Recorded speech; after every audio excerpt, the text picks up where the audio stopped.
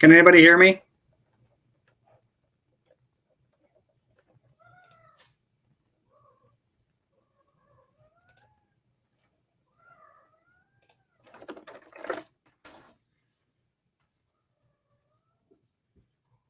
Ruben, can you hear me? For some reason, I can't get my video to come up.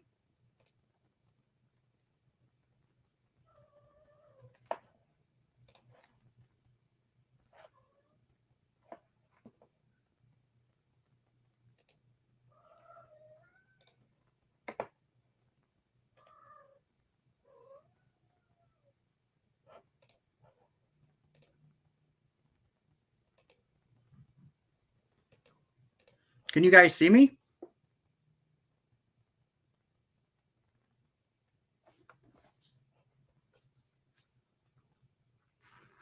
I can't see anybody.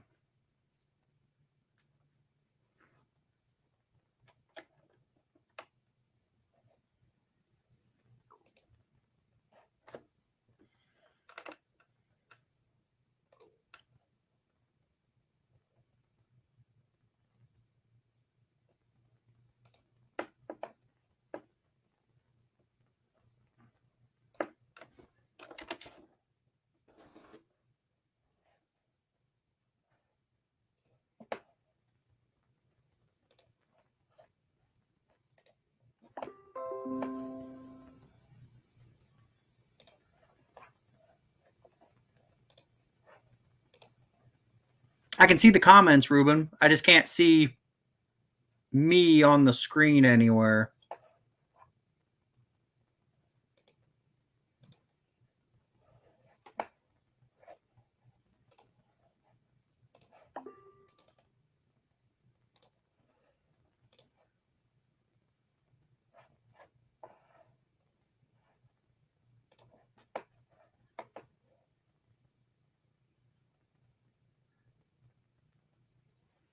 Hey, Ruben, I messaged you. Can you join?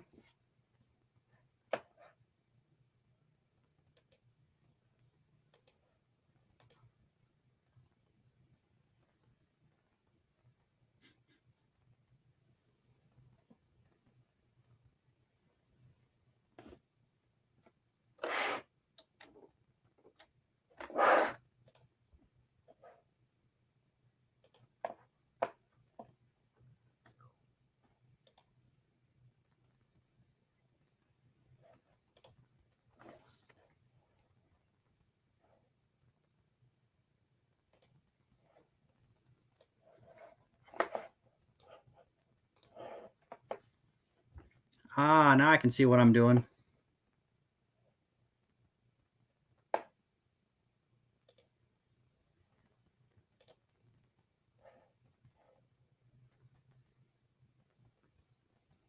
Mopar Nut, I got the troll.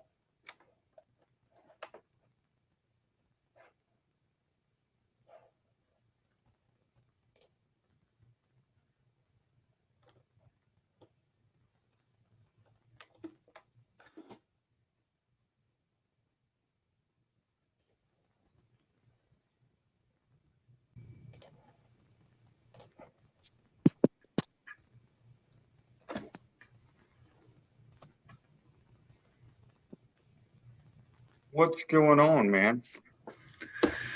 Man, you get me to do the craziest stuff. I tell you what. You know how to make us, so you see those buttons at the bottom with the different squares and stuff on them?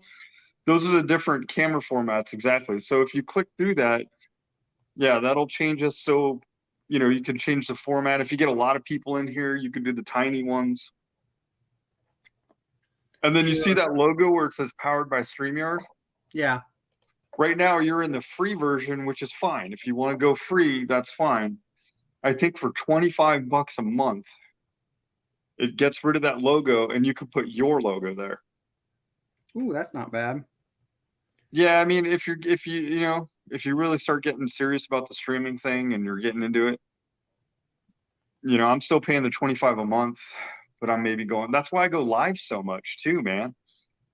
I go live every time I am in the garage or I'm doing something. I'm just going live because I'm trying to get my $25 out of this thing.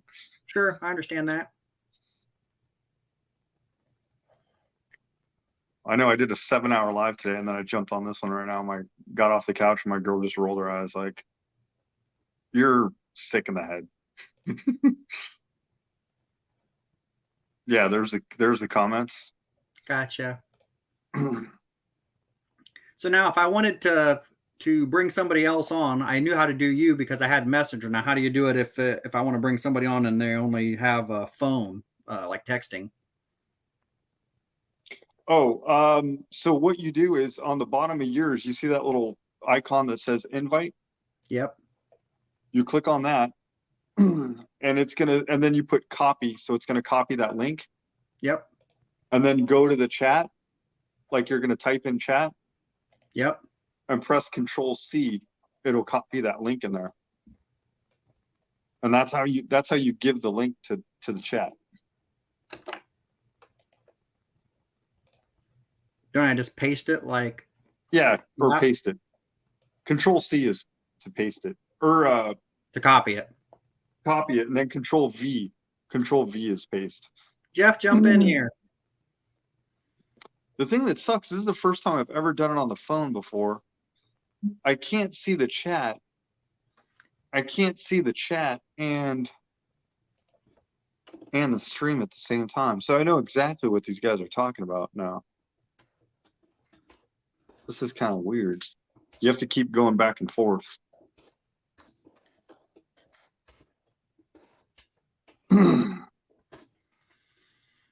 Yeah, it's different. That's for sure. Are you on your phone or a laptop or a computer? I'm on a laptop. So yeah, for me to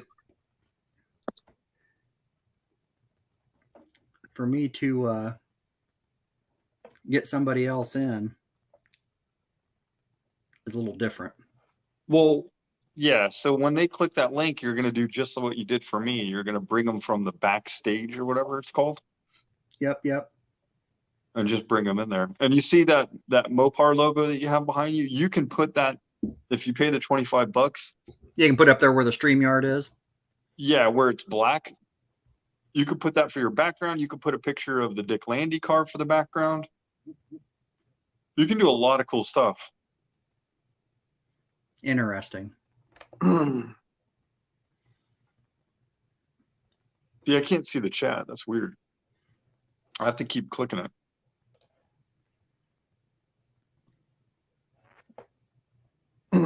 You can change the. It doesn't show the. It does not show. Oddly, it does not show the. Oh, so that did do a. The link. It doesn't really show it as a link on StreamYard, but it definitely shows it a link in YouTube. Yeah, it doesn't show the link in StreamYard, but it shows it in YouTube. The cool thing I just figured out is since I'm on my phone, I can have you guys chat while I fuck around on the computer. That's what I was doing during the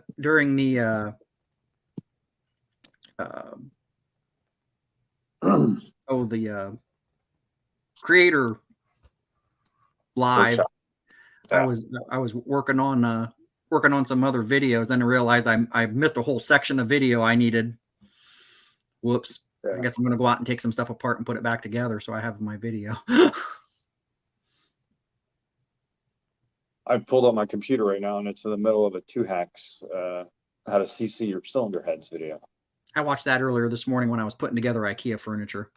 Yeah, I paused mine and went to grab a cup of coffee and then wound up in a 7-hour live.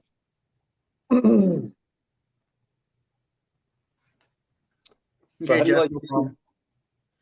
do you like YouTube so far, Patrick? It's way different. Of course, I'm on the computer, you know, like 8 hours a day. Yeah. With my normal job, and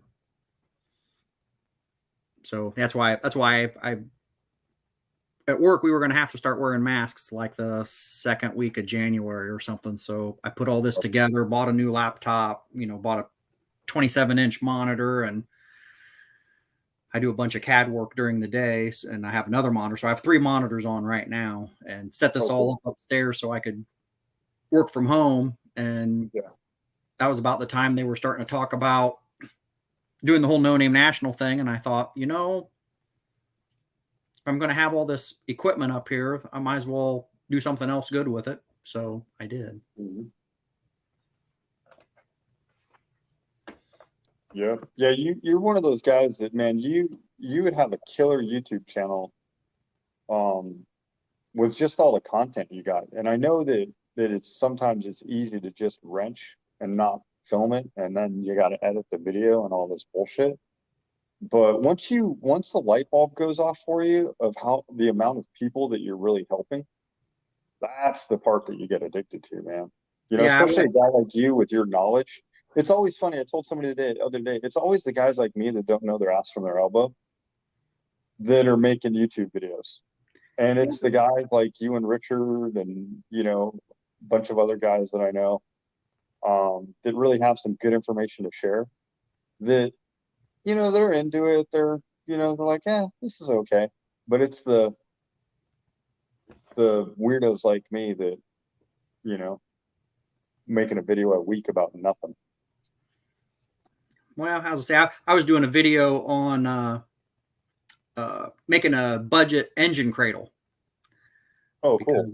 And I went and I get engrossed in how I was doing it, and all of a sudden it's like, oh my gosh, I took pictures really good for about the first 5 minutes, and then all of a sudden it was like completely off the rails, and at the end it was like all done, and I'm like, oh. And when I say it was all done, it was all done. I had an engine on it, and now when I'm working on the video, I realize I'm gonna have to take that engine back off, you know, and take it all back apart and shoot some video. And, oh, yeah, man. So yeah. Did you guys see Travis's video we put up today about having to rebuild his old Red motor? Yeah, he called me when he broke down, Ruben, and he was like, yeah, because he had a long wait for a tow truck, and he's like, man, I hope it's just a oil pump, and it ended up being that, but it torched his motor. Yeah. I just messaged him right now because I noticed he said in the video that he was trying to get a pair of 906s. Mm-hmm. And I've got 4 pairs. So I messaged him and I said, hey, dude, if you're serious about 906s, let me know, man. I'll donate a pair to Old Red for you. So, yeah, I like Travis a lot, dude. He's super, super cool dude. Super nice guy. Yeah. Yeah, very, very, very cool guy. Guy works his ass off on vehicles and works his ass off at work. Mm-hmm. Absolutely.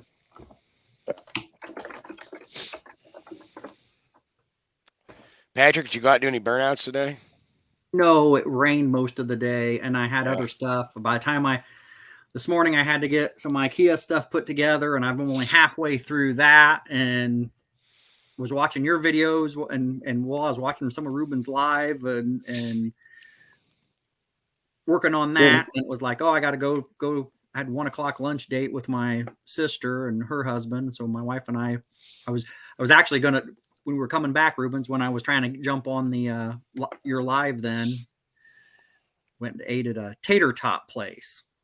Oh, okay. That's all they do is tater tots? That sounds pretty much. It had some sandwiches, and it was okay. I mean, it was something different. It's something we tried. We started it in 2019, and we did the best, I think, in 2019. Once a month we went somewhere. Every month, every other month you do like a new restaurant. Yep, do a new restaurant that nobody's been to. So we did a little last year. I'm a big foodie. I'm a huge foodie. Yeah, I like to branch out Ruben, you and I've talked. I'm different. I'm weird. I like to branch out, but like part of that is like the food piece of it, And like Chicago Chinatown is one of the only real Chinatowns in America. Dude, you can spend 2 weeks there just eating food. Wow. I'll bet you. And not eat the same thing. Oh, it is unreal. We've been talking about food, man. Every time we mention No Name Nationals now, and I said the other day, because I know Brian from Dust Devil is gonna set up some food stuff to like feed people, stuff like that. I'm not gonna go that far about it, but every time I talk to somebody about No Name, they mention what they're gonna be grilling and what they're gonna be doing. Dude, this is what I have pictured for No Name. Just everybody walking around, like you can just go to the different camps. Like me and Richard are gonna do like carne asada tacos, because we're from this part of the region, and all we eat is tacos. They're super easy to make. They're easy to eat. So we're going to do tacos. I know Dustin Redbeard said he was going to do brisket or something like that. Patrick does something that he's into. Dude, this thing is going to be packed with some good food, man. It is. It's going to smell like every food in the country. It's going to smell like every fuel in the country. It's going to have tons of music. I honestly think the pits is going to be more interesting than the track. Oh, I agree. Yeah. See, I'm not a cooker. I'm an eater. My wife does all the cooking, and man, she's really, really good at it. Cool. Yeah, that's what I want to do. I want to wander from the pits with like a to-go container. Yeah. And just get food, man, and just try everybody's food. And it's going to be, dude, after they shut down the racing, man, it's going to just be one big, awesome hangout. It's going to be the greatest car show on earth. It's going to be a good time, man. I'm planning on getting there Thursday, and my only sleep will probably be Thursday. Oh, Redbeard's in the chat, dude. Yeah, see, this is the first time I'm on the phone. The phone's weird because you have to go. So I never use my laptop. I always use my phone, so I can't never really. You have to hit the little chat thing, but you can't. I've never figured out how to respond to anything on the phone. Yeah, you can't respond on the phone, man. That's weird. You can only look at it. I wish you could see it on the side like you can the computer, because I'm always on a laptop. Yeah, it is funky. I'll show you guys what I'm looking at right now. So I'm into virtual big rig trucking. So this is a 18-wheeler simulator. Can you guys see it? Oh yeah. Dude, check out this rig, man. So it's like the truck operates just like the real one. Yeah. And it's pretty cool because you create your own rig, your own trucking company. The whole United States is on the map. You have to pull over for fuel. You have to factor in repairs. The truck takes wear and tear. And they have these trucks, like this truck right here is $100 to download. Have you ever driven a semi? No, that's my dream though. I think when I retired. I used to help a guy that I worked with, and he was also a farmer, and I'd help him work on machinery, clean it up, do all that maintenance crap. And he had a couple semis. One of his favorite ones was like a 74 Peterbilt, and it wasn't a cab over, and those were cool semis, but it was an older one, super nice, but it just had the rear brakes. There's no front, just the rear 2-axle brakes. And I remember driving that thing. You just got the split gears, and the way you drive it's really different. Man, it was so touchy on brakes. I would just nail them, and that thing's just, and the good thing it was a country road. That's for sure. Yeah, dude. One of my dad's friends right down the road from us, he had a semi, and I was eyeballing it, and I was probably 12 or 13, and my dad's friend said, "Well, you want to take that for a drive?" And I go, "Sure." And he goes, "If you can back it into the barn there where he stored it, where he kept it," he said, "you can take it down the road." And my dad says, "Oh, don't tell him that. He'll do it." And he goes, "I got $100 that says he can't." And he said, "I bet he can't even get it started." I jumped in that thing, fired it up, dropped it in reverse, and backed it in. And after Dad took his money, then I took it down the road all by myself. Yeah. No license, no nothing. It is a different world. It's a totally different world. Yeah, it was completely different back then, man. I could drive a car I could drive anything that had 4 wheels on it by the time I was probably 12 years old, and 3 on the tree, 4-speed, 5-speed, 12-speed Fuller. I mean, that's what was in that International. And them steering wheels are just big. Oh my god, dude! The best part about this game is parking it, dude. Like that's the best part, dude. It's pretty cool, man. My neighbor does just back into whatever's there and just push it off into the ditch. It's an awesome game, dude. But the steering wheel setup, dude, that's what I can't afford. Yeah, I've seen guys on YouTube play that game and stuff. It is neat. It just looks like a lot of waste of time, like I used to do on like I had that farm simulator a long time ago. I had so many hours beyond hours on that stupid game, plowing and farming land on a video game. Oh, dude, yeah, my son is into the farming simulator thing. Yeah. These games, it's easier to watch somebody, and that's what's popular, watching people stream these games now, because I just don't, like you're saying, Rick, I don't have the time to learn how to play it. I don't have the time to buy the steering wheel. I'm like, I got 15 minutes in between stuff. If I could just log on and watch this video, you almost get your satisfaction out of it, save you some money. Well, now like real farming, the guy helped. We put the GPS stuff in there, right? And the field's plotted, and once you get going and it's set and it's doing its paths, you just literally sit there.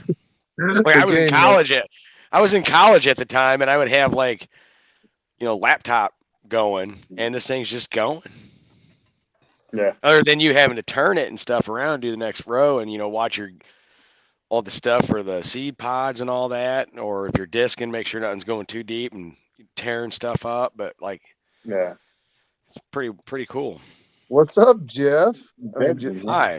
Jed, I can't believe Jed's in this thing either. Holy cow, Jed Scott. You're not doing too shabby for your first live. I say, Patrick, you are a star if he's paying attention to you. Yeah, I don't think so. I'm just playing with Jed. I like that background of yours. How do you do that stuff? You have to pick it as you're coming in. It's under the settings. My Pentastar actually drew that in CAD. I'm gonna work on it some more. It's a lunchtime project. You're way more talented than I am. Yeah, it's part of the day job. What do you do for a living? I design automation equipment. My job is to eliminate people in plants. Oh man, you're the Terminator. I wish. You're inventing the Terminator, aren't you? Yeah, we only do like the actuator side of it, but I've messed with, man, any company you can think of. I have worked with. I mean, I just did a big, huge project right as COVID hit. I did this huge project for Toyota, and we were doing the bumper covers, and they had like 15 different bumper covers, and I made a machine that could pick up with suction cups about 10 or 11 of them, and it saved them. It was saving them like millions of dollars, and they were all excited about it. And then COVID hit, and then the guy that I was dealing with retired, and who knows where that's going to end up. It's Patrick, I'd be pretty excited if you saved me millions of dollars as well. I don't even make. Yeah, but it's Toyota, man. But doesn't Toyota do like Six Sigma, Lean, EOM, Absolutely. or OE, all that, and then Agile methodology? The machine, the injection molder they had that was doing the bumper covers, it was on tracks, and it would come together and make a bumper. And then if they needed to change the dies, there was actually rails in the ground, and they could close and then partway open, disengage the dies, and then they'd roll those out and then roll another set in. And they were all, like I said, the problem was that every single, whether it's a front bumper cover, rear bumper cover, side skirts, or a dash, were all different pick heads for them for the big robot. And they said they had this, they had this injection molder that could flip them super fast, but then it took them 4 hours to change the head on the robot. And so, yeah. See, because I got, certified in all those different methodologies, and I'm not the one that would do it. I would look at the processes, right? And be like, oh, like the QC guy. Well, not even that. More like you find the holes in the process. So you would see like they're championing and like, oh, we're gonna save this, oh, we're gonna do this, oh, we're gonna do that, and you're like, what about the maintenance? Or like that head needs to be changed, or Right. this. Like where's that deviation in the process? They had a warehouse, because these things, it's a bumper cover, it's gigantic. I mean, it's imagine something that'll pick that up that goes on the end of a robot. It's it's 2 feet wide and 4 foot long and 18 or so inches deep. And they've got one for the front bumper, the rear bumper, the dash, and the side skirts, and they were like, yeah, this right here is killing us because we got to store all this. And the gizmo I made was all adjustable. It was actually using almost like a 4-wheel drive front kingpin setup, so it could swivel with electric motors and stuff. But yeah, it's fun. I've been doing it for almost 30 years now, so I should be really good at it. So I am. Are we friends on Facebook, Patrick? I don't see you on there. I was looking for you on Facebook.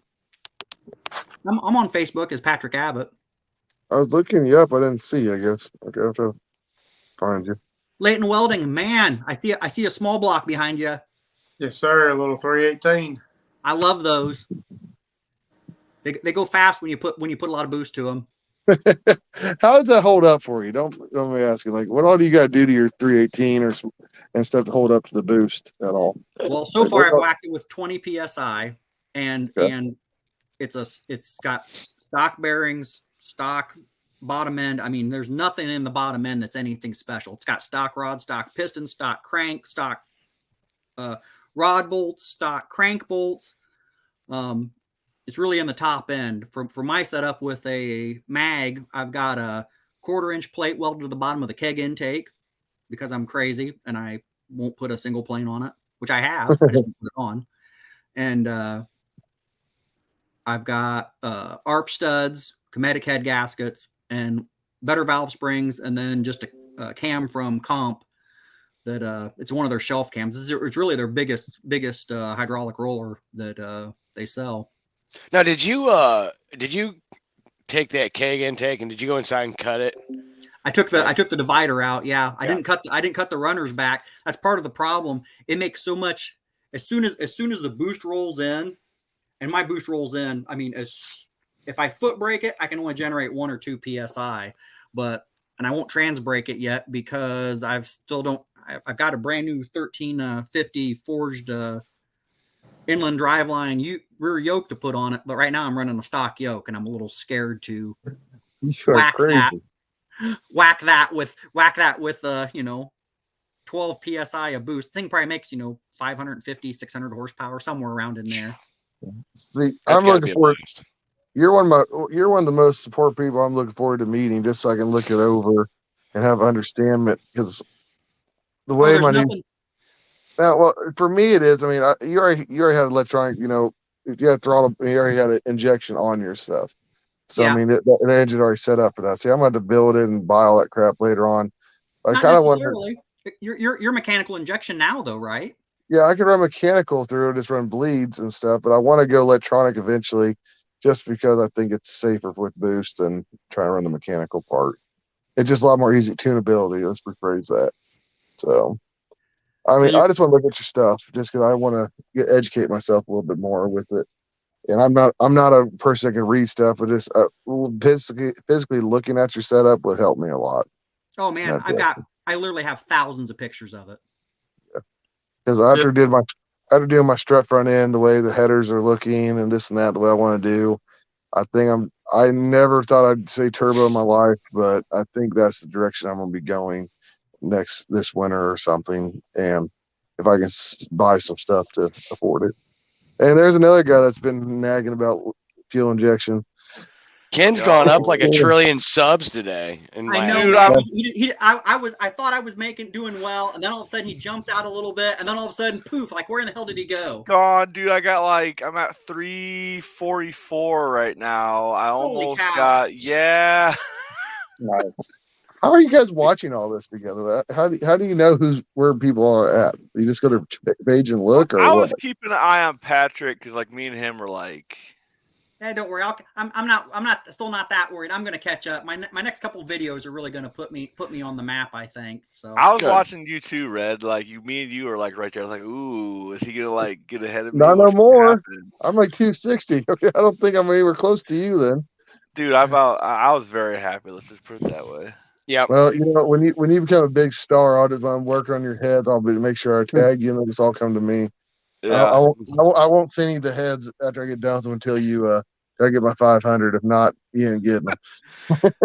Hey man, like people want to watch your video on what you do, so on them that'd be, See, the thing is with YouTube, like you can spend 12 hours working on a set of heads, right? Yep. And do all this shit, editing, work your butt off, and get 180 views. And it helps you out. And then, Patrick or Redbeard get in their car and go do a big old smoky burnout listening to Leonard Skinner. Everyone's going to click on it, and he's going to get 3,000 views. Like, my number one viewed video is not even on anything we're working on. It's just out doing burnouts. Yeah. Oh, man. I'm going to get cars out here shortly, and it's going to be one burnout in this car, another burnout in this other car, another burnout in this other car, and another burnout in this other car. And just do it daily. Well, suspense. Heck with that, man. Well, you mean release them? I don't know. I was thinking about just setting a camera out by the road and have the neighbors. When I start up the Duster, my neighbors come out in lawn chairs and set them up in front of the house. Oh, at least they're cool. At least they're cool neighbors. Oh man, I'd shoot them if they weren't. Oh man. And where are you from again? Ohio? Or I'm in Northeast Indiana. Oh geez, okay, that's a lot better than Illinois. Yeah.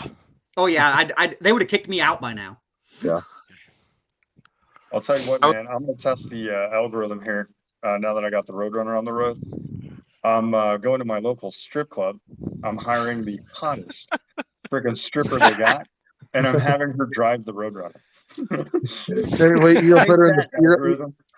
gonna put her in the passenger seat and do a launch. See if she get the $100 bill off the dash or something like that. Dude, yeah, I know. I've already had the video in my head. It's gonna be yeah, but you got to make. It's gonna be strippers drive muscle cars. What you need to do though is like go to like Home Depot or whatever and get a piece of PVC pipe and just paint it gold or brass and like put it in the back, Yeah. And just make sure you find one with the name of like cinnamon or something, Candy, cinnamon. Yeah. Man, if I just would have had a camera going when I took the wife for the ride, because it was the first ride of the year, and she's holding the laptop. She's holding the laptop and her phone, because that was all her video. I didn't do any videoing. I was just going to get the car out. And at first I was going to set up a camera, getting it out of the trailer. And then my new 4-bar map sensor, that was a complete meltdown. I was out there. I was like having a panic attack. It's like I had to screw the fuel map all up just to get it running so I could get it over. It wouldn't even pull itself up on the ramps so I could put the plugs back in so I could fill it with water. And I'm like, I got to figure this out because, man, I got to get be able to put it back in the trailer and all this kind of stuff. 2 hours later, I finally get it all figured out. And I'm like, I want to take this thing for a drive. And I can't go unsupervised because I'll do bad things and get in all sorts of trouble or go to jail or both. Or kill somebody, maybe even me. I mean, all those things could happen. Because every time I get in that car, it's 100 miles an hour somewhere. That's a good thing, though. Oh, yeah. So I got it running, went down to the corner, turned around, started coming back. And she's like, what are you doing? I'm like, oh, I'm going to do a launch, which she should know by now. That's code word for I'm going to do something really stupid. And I dropped the hammer right on it. And the 315s do not hold very well on the road. And you'd think the 323 gear would completely cut it, but it doesn't. Yeah, radios are pretty much junk unless you got good prep. So, yeah. I mean, they really are. Like if you got good prep, they're actually faster than a slick. Some people don't know. A lot of people do, I guess, nowadays. My buddy, he picked up almost, I'd say 10th and a half just by going radials over slicks and stuff. I believe it. It's all on the sidewall, I think. Yeah. Yeah. It doesn't expand. It doesn't expand. The tire doesn't expand like a slick does. And so, Patrick, it's not to interrupt you, Red. Dude, I just wanted to pop in for your first live stream. I know you have a chat full of guys that want to pop in here and say congratulations on your first live stream. So I'm going to pop into chat. I'm going to leave room for somebody else to pop in. Love all you guys, and make sure you get some Thank shit you done for this twisting week. my arm, Ruben. All right, Ruben. make sure you guys get some shit done this week. Ruben, brush your teeth. What's that? Brush I your said, teeth. brush your teeth. Take Oh care yeah, of the teeth. I got another one pulled 2 days ago.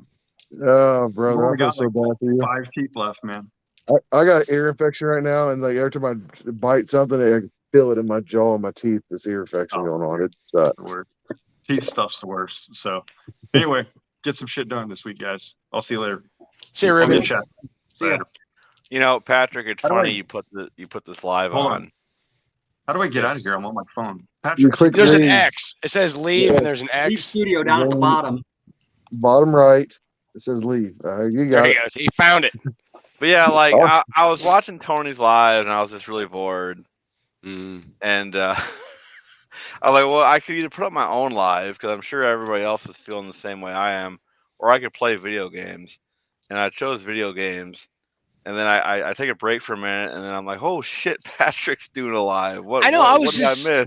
I That's the I same just thing got I was home. I was doing. at a baseball tournament all day, freezing my ass off, and I get home and I'm like trying to do some shit, and then like I hopped on to read some article. All of a sudden, my alert went off, and it's like, I'm like, Patrick's having a live on a Sunday night. He's I was on with it.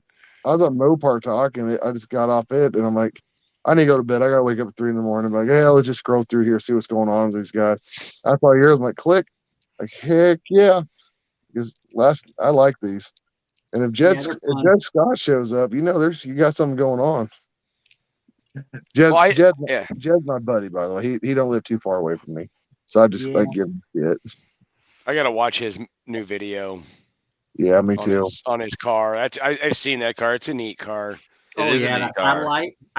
Somewhere on Facebook Marketplace, I saw a set of quarter panels for that, and I was gonna try to get them to him, and then I couldn't find them again. You know how that goes. Oh goodness, more people. Congratulations, Patrick. Thank you, sir. Just wanted to say that. Ruben convinced me that I needed to do a live tonight, and I'm like, I don't even have a clue as what I'm doing, and he's like, oh, it's so easy, you just do this, and I'm like, okay, it takes care of itself, man. It shakes out. Yeah, you would think I'd be more computer literate than I am, but I'm not. Well, congratulations, and I'm going to do what Ruben did and hop back in the chat so somebody else can hop in here. I just wanted to say congrats, man. Awesome. Thanks, Blake. You're welcome. See ya. See ya, buddy. So the 20 PSI on the 318 gave me a lot of hope because I was thinking, 5 or 6, and it's probably going to blow. But well, the only reason I've stopped at 20 is because my computer only read 21.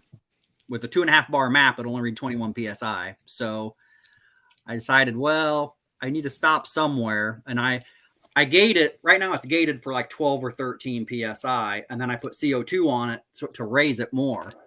And my system is completely dumb. I mean, I literally reach around and turn a beer. It's a brewing regulator to raise my boost level. No progressive controller or nothing. I'm like, I can do all that stuff with the computer, but it's like I like to keep it simple to begin with, and then make it more complicated later. And so that's why I grew up around nitrous a lot, so I've always been a nitrous guy. But turbo cars are starting to come around a lot more now, and I got a buddy of mine that lives about an hour and a half away from me, and I went to the track Friday night, and he just happened to be there. He's got a Plymouth Champ that's turboed. I was like, man, I said, what do you think about putting turbo on the 318? He said, gap the rings. He said, man, mileage takes care of that. I only checked. I pulled one piston and checked it. And yeah, if they're high mileage, it got plenty of. It's good. This one back here came out of RV, and it said 45,000. I pulled the valve covers off the other night when I was on live with someone else, and there's a little bit of rust on the rockers and the push rods, I guess, just from sitting so long. But it's not bad. It's very minimum. Take them out, wire brush them, emery cloth, whatever.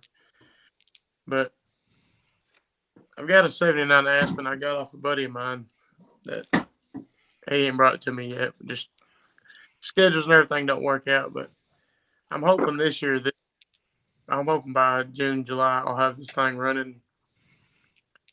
It's probably gonna be the cheapest build I can possibly do.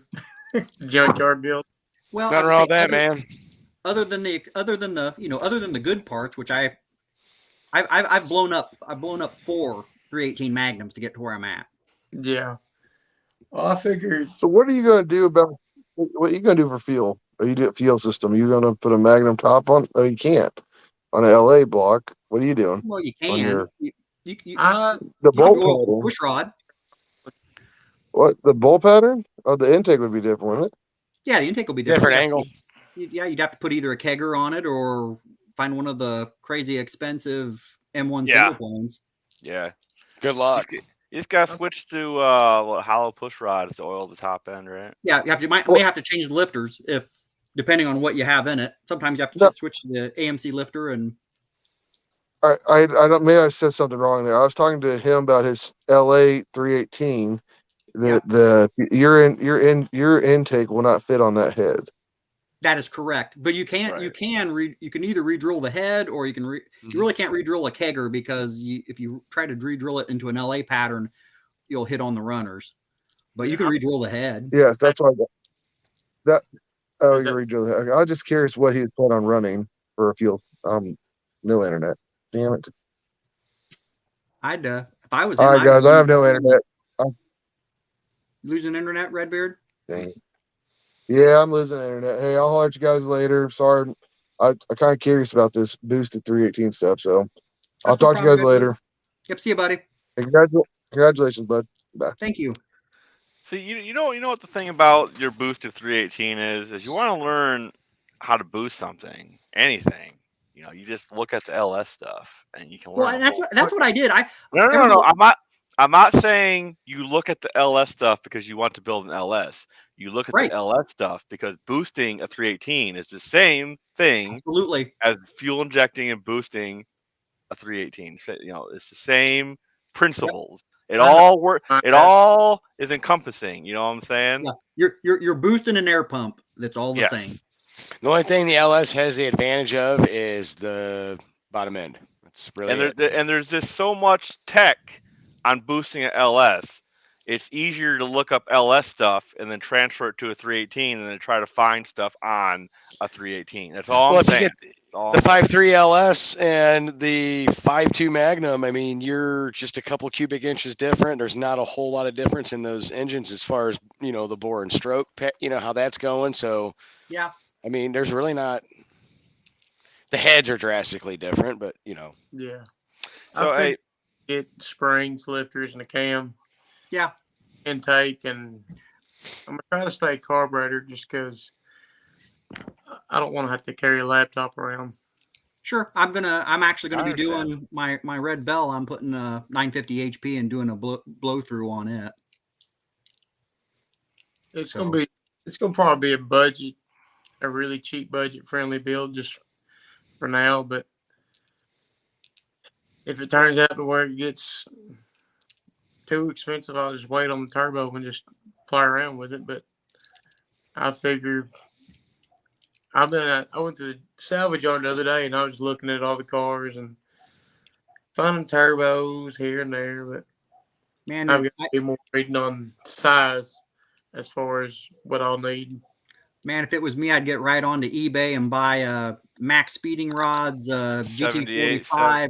I'd get a 7875. I'd probably if I was doing it from scratch, I'd probably buy a 7875 and just because start with that. They're more efficient than the GT45. They are a little bit more money, but not very much. They're a little bit more money, but they're more efficient. So you'll make more power overall with the 7875, even if you're not using all of it. Because the 7875 is 1,000 horsepower turbo. You put it on anything, you're making 1,000 horsepower if you just let it go. I've got a bill at 7875 waiting. Yeah. If the GT45 won't get it done. See, this all happened because I bought a X block, which is the super thick aftermarket block from Mopar. Never came in a production car. I bought one up in Antioch, Illinois, up there almost right by the state line. And the douchebag that sold it to me knew it had cracks in the bottom end, but sold it to me anyways.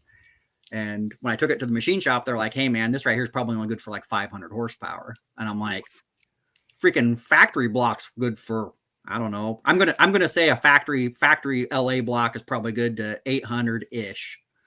And based on where was it cracked at, Patrick? Right in the mains, right down in the mains. It's even a 4-bolt main, and it was had stress cracks. It was blower big nitrous or something. And that sucks. To say I was upset because it was like $1,200, and so then I was like, okay, so I was my plans of building a stroker engine and putting in it got all dashed to pieces, and I'm like, well, I've got this 318 Magnum laying here that's a freebie, so I'll just start with that and see what happens. It's injected. I'll just buy a turbo for it, and I could copy that thing over and over again for $3 or $4 grand, and that's fuel injection, that's injectors, and that's the turbo, blow off, wastegate, plumbing. There's nothing rocket science in any of it. And for you, Leighton, I would the only thing I would do is I put some 1008 Felpro head gaskets on it and just clamp them down hard.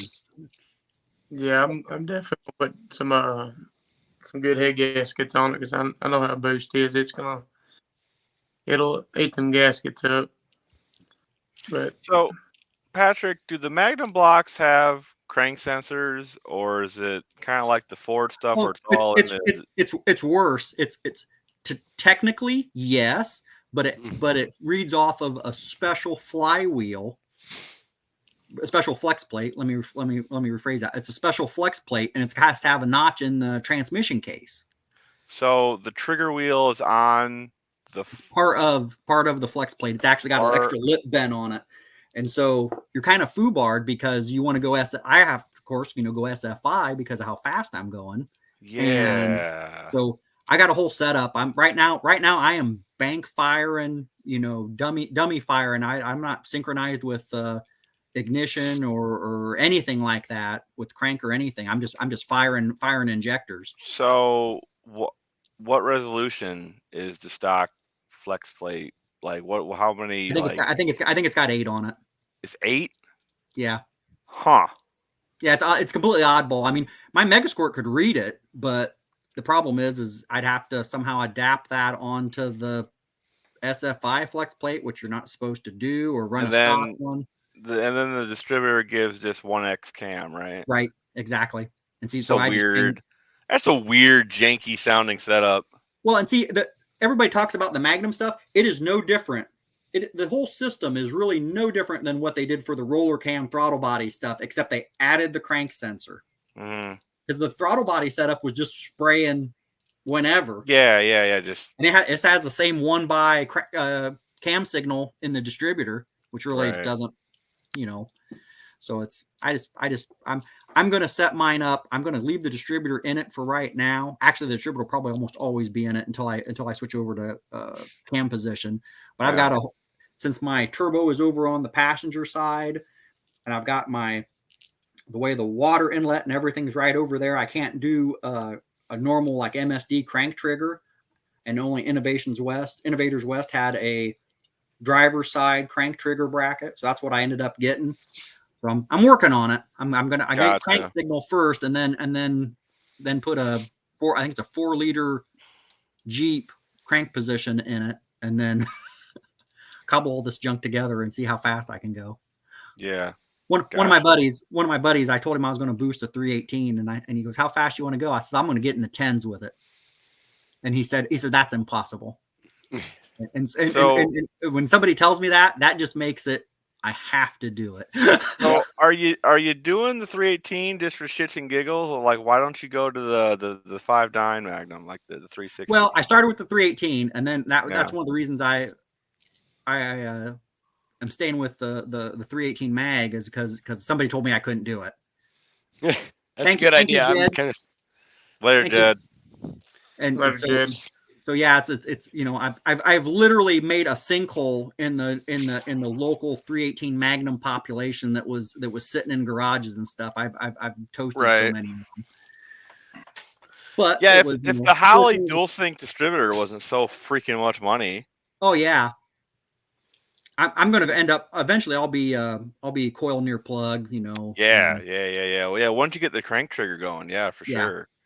Yeah, because I can always do with just a crank trigger. I can just always do wasted spark, and then when I get the CPS, the cam position, I can go full blown sequential. And I think there's definitely going to be horsepower there.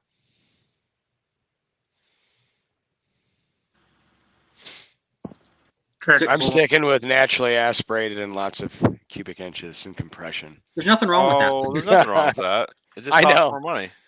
It does cost a little bit of money. The reason I got this one, and the reason why I'm putting it in the Aspen, is because I literally have nothing in it. After pulling it out the RV and scrapping RV, I'm really going to have nothing in this motor or transmission. That's even better, man. You know, and you said you got a really good deal on the Aspen. Yeah, I've actually got a '65 Rambler outside. Oh, cool! Very cool. A Dodge Neon that I got off a buddy of mine, and a turbo motor over here that I was going to put in it. But I bought a Dodge Dakota at an auction, and he said he bought the Aspen. I said, "All right." I said, "I'll text you here in a little bit." And I texted him a couple days later. I said, "How about you take the Neon, the Rambler, that turbo motor back, and just give me that Aspen?" He said, "You for real?" I said, "Yeah." I said, "I don't need 2 projects." I said, "I got a motor for the Aspen right now. I ain't got to work except for drop it in pretty much. Odd in things." He said, "All right." Hey, Patrick, you don't got a big block Mopar 400, do you? That's what I've got, like 5 of them or 6 of them or something. You do? Yeah. Holy crap! I need one. Not See, that's the problem, though. All the ones that I have that are good are the ones I don't want to sell. So what are you going to build a 451 stroker? Yeah, okay. So Jed gave me the idea, and then I watched his video, and that's what he had. Well, if you get them both 451 stroker, some of the ones I have would still be perfect for that. Because I even have a 440 crank that's got a tore up rod on it. You can even get something more than 451 cubic inch. I'm going the route of 383 with a 440 crank, turn the journals down, and 30 over, and have a 431 low deck stroker. See, I got a 383, but like, I don't know. I feel like I'd rather have a 400 and just make it absolutely huge. Yep. Yeah. I was gonna do a 440, but after talking to Jed and Tall John and hearing that like the 440s are weaker than like the short deck ones, it's like, well, why don't I just build a big short deck one then? Like, what? Why not? If I'm gonna put money into it, like might as well. So yeah, I have some stuff. Well, we'll talk. We will talk then. I've collected that kind of junk for my entire life. So Patrick, I learned the other day that the 46 REs, the automatic transmissions, right? Yeah. They shift with servos. And I was thinking about that, and the reason I bring it up is you were talking about how you don't have a trans brake yet. Well, if you were to build a 46 RE, well, I've got a trans brake. I just don't use it. Oh, okay. He's not going to want to explode that rear end yet. Well, yeah, I was just saying, I'm worried about the yoke. I'm not worried about the rear end itself, because the rear end, actually, the housing might deflect, but we'll cross that bridge when we get to it. What units are you running? The rear one is a stock 7290 right now, because I couldn't get, at the time when I was putting the car together originally, I couldn't get a forged unit, a 1350, because that's what it had on it. But my stock 323 gears from 1968 were coarse spline, and my other setup was a fine spline. Gotcha. So it's like I finally got it. I just bought it here just a couple weeks ago. So there's going to be install videos and testing. I Pat does a lot of testing because it's. So did you tune your car all by yourself, or did you like go to the dyno and like, well, what was the way you did no, this? I have made up crap like you wouldn't believe. I am one of those people that I have to know how it works, and like I know how automatic transmission works, and I've had my transmission apart because I broke the output shaft, the input shaft. I mean, I'm hard on stuff, bud. I mean, like I said, I didn't know if like you took it somewhere and got kind of dialed in, and then you started tweaking with it, or you just. I spent a month out in the garage getting gassed, because I'd come in and the wife's just like, just go right into the bathroom and get cleaned up because you smell like gasoline. And I'd come in, you know, sometimes I'd be tuning the thing and it's sitting there running, and I'm like, you know what? I'm starting to get lightheaded. I better not still be in. I shouldn't still be in here. Well, you know, if you ever want to come take a tinker on the Ranger and mess with a Holly system, you let me know. I've been messing with a Holly system. I'm getting really good at it. Yeah? Yeah, the one guy at work, you guys are going to laugh so hard. The one guy at work, he's got a 350Z, and the original engine, the 350Z, started smoking really bad, so he LS swapped it. Yeah. Real quick, Road Hard Restorations is in the chat. He was in Ruben's earlier. If you can put in there, what is the name of your channel? Because Ken and I were talking, we couldn't find it. Yeah, I couldn't find it either. Yeah, like just searching your name, Road Hard Restorations. I found something close. It was something Hard Restorations, but you would not pop up. Yes, back to the 350Z. It's LS swap. Sorry. Hold it. I'm replying to unfinished project. I guess I could have talked, but you guys were already talking. I was going to type. Can you guys hear me when I'm pounding on my keyboard? The voices in my head drown that out, Patrick. So don't worry about awesome. That's what it does with me too. I start thinking on something. It's like I'm sitting here clicking away. Yeah, so he's got this 350Z LS swapped, and the thing's pretty beefy. He couldn't just swammy in a junkyard engine because he was worried it would smoke, and he's got a 40-mile each way commute, and that's his main car. He's got a truck he'd been driving while he did the swap, and he was getting 8 miles a gallon in the truck. Oof. And then he gets the car done, and it's only getting 10. And so he brought it in. He goes, "Hey, would you like to tune that?" And I'm like, a fuel table's a fuel table, man. I mean, it doesn't matter if it's from Megasquirt or Holly. You just change the numbers where your map signal is. Yeah. And so he's like, "Well, would you do that?" And I'm like, "Sure, I'll play with the fuel table." I said, "I won't touch the timing table because I don't mess with that. My MSD takes care of mine, and I'm just not going to mess with the LS timing table." And so we went out for lunch I only work one day a week in the office on Wednesday. So I went in on Wednesday, and he's like, "Well, would you go do that?" And I'm like, "Sure." So we jumped in the car and drove up and down the highway for a while and I was tuning on a Holly Terminator. So that's great. I'll come up and do anything on a fuel table. I just won't mess with the timing. Yeah, I hear you. See, that was the part I'm having problems with, is what to do with my timing table.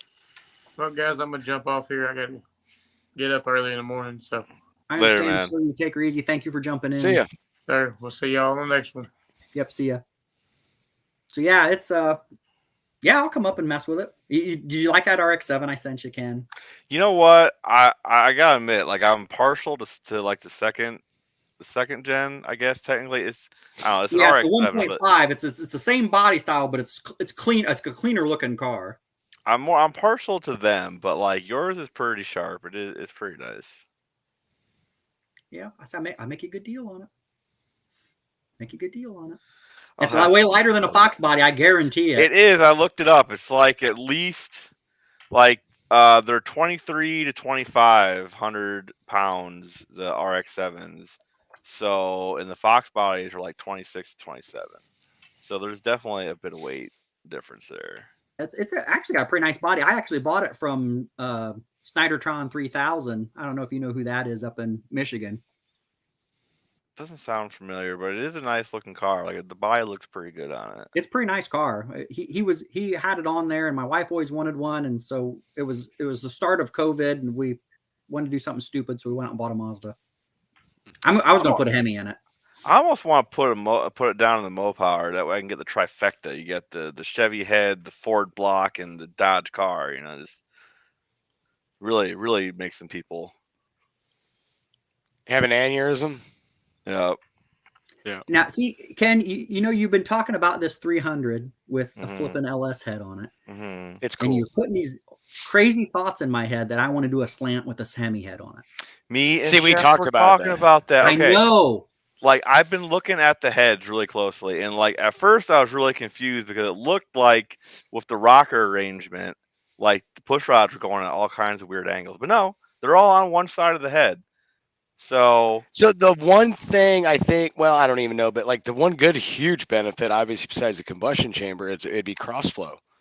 yeah, Right. no. So somebody needs to do is to get a slant 6 gasket and get a Hemi head and lay it on top so we can just kind of see and get an idea of what it would take, because I think it's very possible.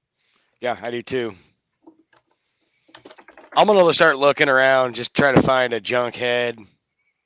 Yeah, they got to be everywhere. They drop Yeah. valve keys like no one's business, so there has to be some junk ones floating around for nothing.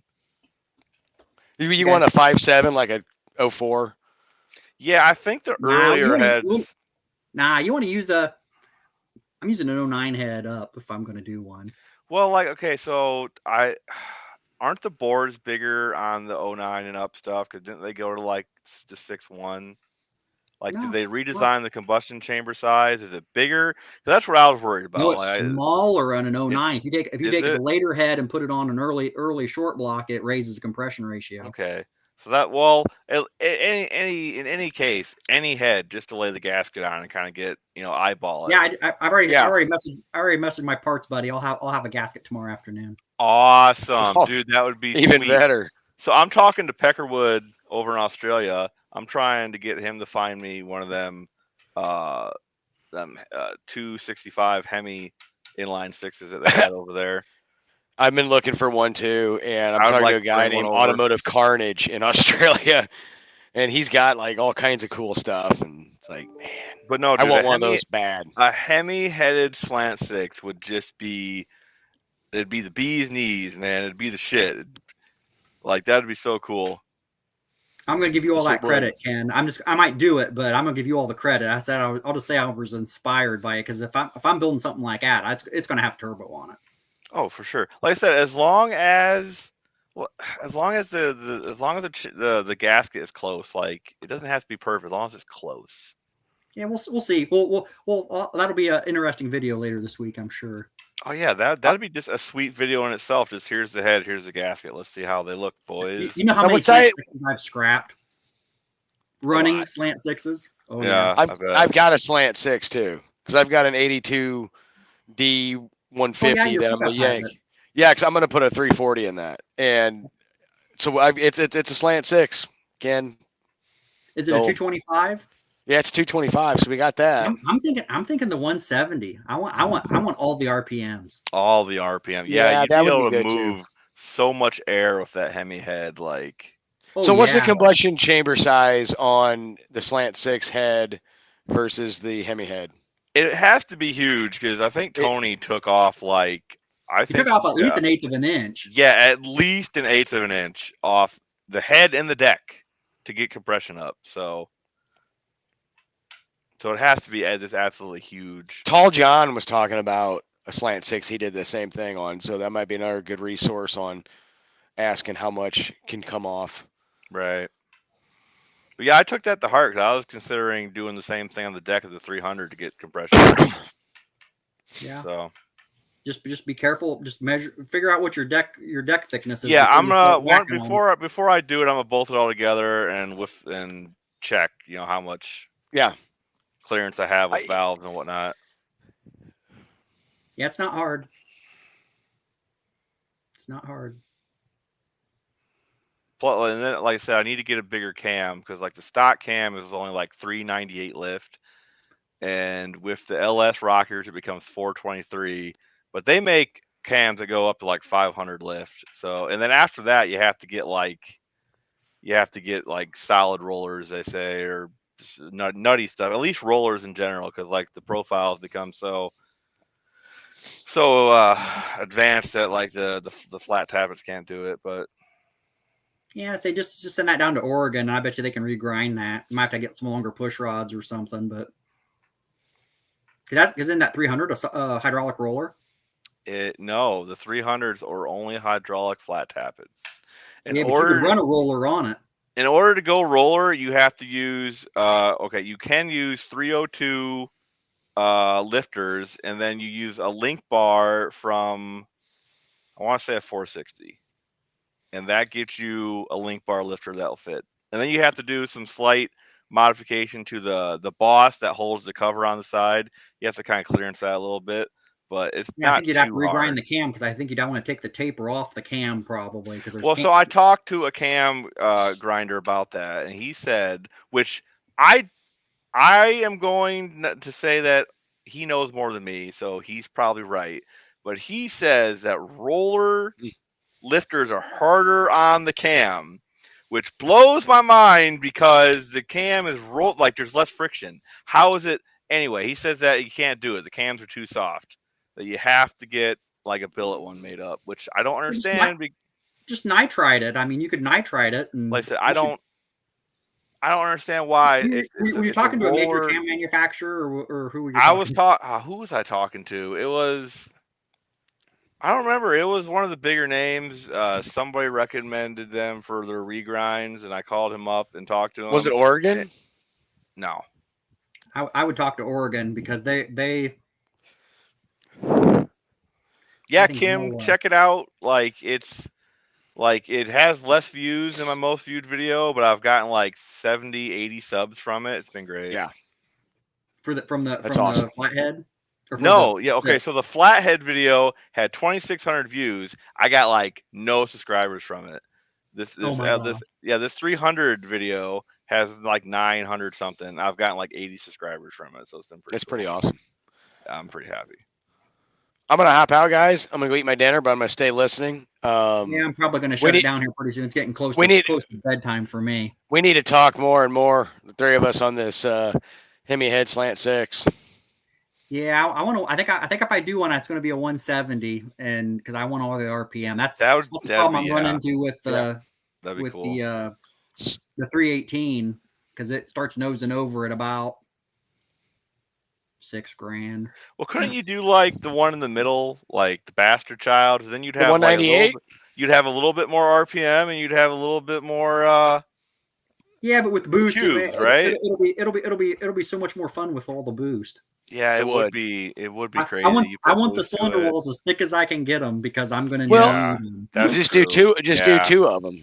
Do the long stroke 225 naturally aspirated. Then you could do the 170 with all kinds of boost. Yeah. I don't know where I'm going to find that many slant sixes. Like I said, I've personally killed like 3 or 4 of them. So I'll donate mine. I'll donate my 225. Okay, there's one I just found for $100. I should probably go get it tomorrow. I actually had a 170 in my. I blew up a 225, and I put a 170 in, and boy, that was a $75 car with a $50 engine I drove for a year when I didn't have any money. Worked out pretty well though.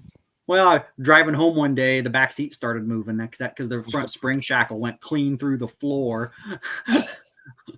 I thought, I probably need to stop driving this. I have driven cars. I did that with that car, and then it was about 4 cars later. I had a 90 Omni, and I drove home. I was driving, and I come up to a stop sign and got on the brakes really hard, and the rear axle ripped loose and went into the rear quarter panel.